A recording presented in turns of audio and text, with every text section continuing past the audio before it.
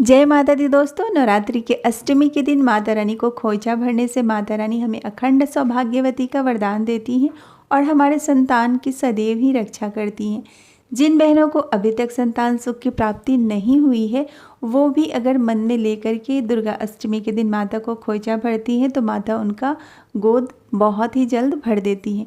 तो चलिए दोस्तों, आज इस वीडियो में हम जानेंगे कि दुर्गा पंडाल जाके हमें माता को किस तरीके से खोइचा भरना चाहिए और खोइचा भरते समय हमें किन किन बातों का ध्यान रखना चाहिए। तो देखिए दोस्तों, सबसे पहले तो जहां आप रहते हैं वहां के आसपास किसी भी दुर्गा पंडाल आप चले जाइए और देखिए खोइचा दो तरीके से भरा जाता है। एक तो साड़ी पे भरा जाता है और दूसरा एक रंगा जो वस्त्र होता है उसमें भी भरा जाता है।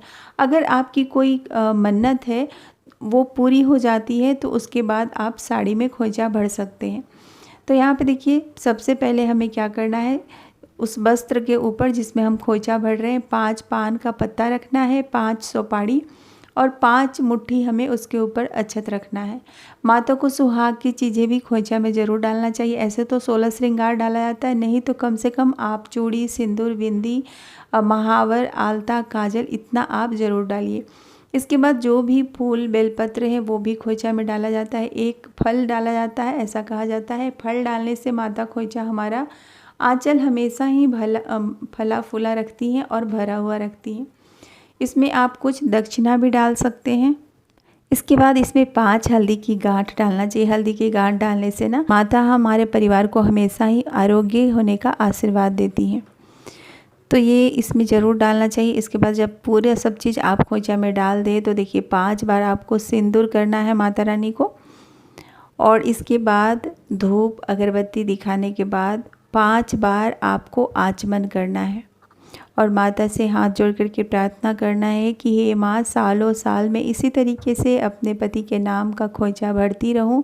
मेरे संतान को हमेशा ही लंबी आयु दीजिए, मेरे पति मेरे बच्चों को हमेशा ही खुश स्वस्थ निरोग रखिए और मैं हमेशा ही खोइचा भरती रहूं, ऐसा मुझे अखंड सौभाग्यवती का वरदान दीजिए।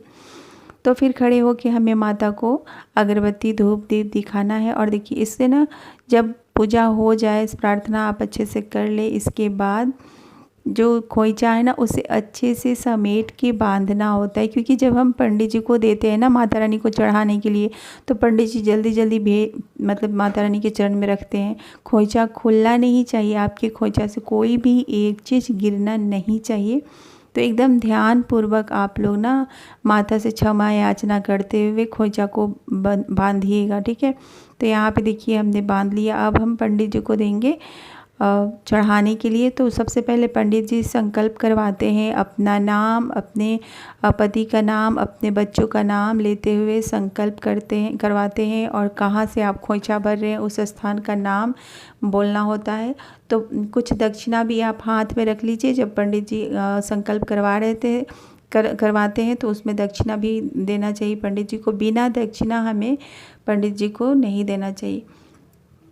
तो यहाँ पे देख सकते हैं पंडित जी ले लिए हैं, संकल्प भी करवा रहे हैं और ये माता रानी के चरणों में हमारा खोइचा पंडित जी रख देंगे। और इसके बाद देखिए, मैंने पिछले वीडियो में भी आप लोगों को बताया था, अभी भी मैं बता रही हूँ कि जब भी आप खोइचा भर के आएँ, कुछ ना कुछ दुर्गा पंडाल से आप अपने आंचल में ज़रूर लेकर के आएँ। खाली हाथ घर नहीं आना चाहिए।